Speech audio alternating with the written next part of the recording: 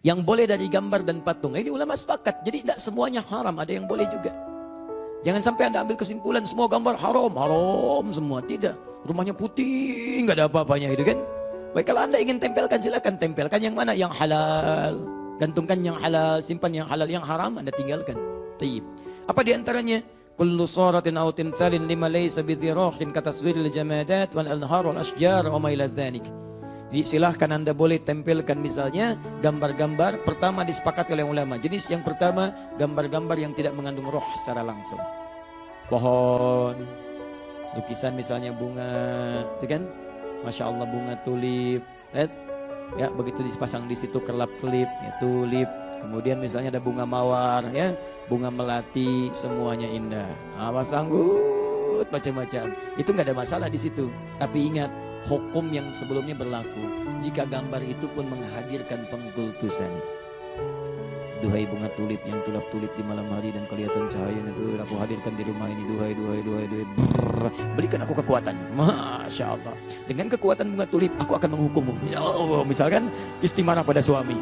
Wah, muncul. Nah, itu pun nggak boleh. Terjadi percekcokan antara suami dengan istri, melihat bunga tulip muncul, misalnya imajinasi, marah istrinya, kenapa mah? Dengan kekuatan bunga tulip, aku akan menghukummu. Misalnya, nah itu nggak boleh. Jelas ya?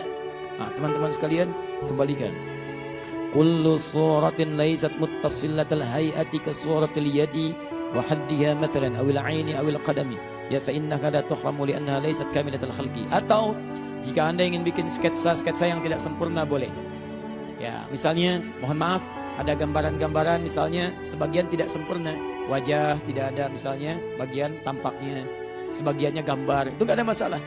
Gak ada masalah, seperti buku-buku tampilan atau brosur-brosur tampilan, ya, yang sifatnya gambar bukan foto ya, sifatnya gambar. Nah itu Anda misalnya hilangkan sebagian, itu sifatnya disepakati tidak ada masalah. Boleh, sah-sah saja. Ibu bahkan misalnya, maaf, kan ada jualan pakaian kan?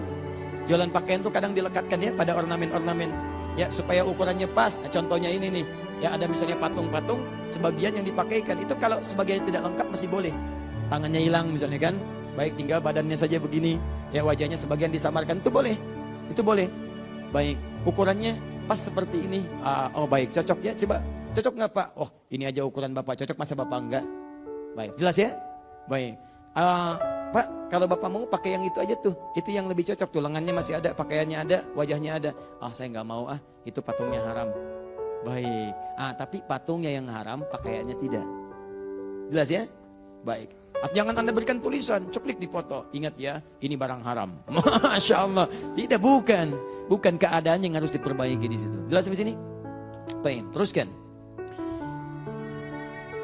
Nah, kemudian qala al-ulama ويستثنى من التحريم لعب البنات لما ثبت عن عائشة رضي الله تعالى عنها أن النبي صلى الله عليه وسلم تزوجها وهي بنت 7 سنين وزفت إليه وهي بنت 9 ولعبها معها ومات عنها وهي بنت 18 سنة.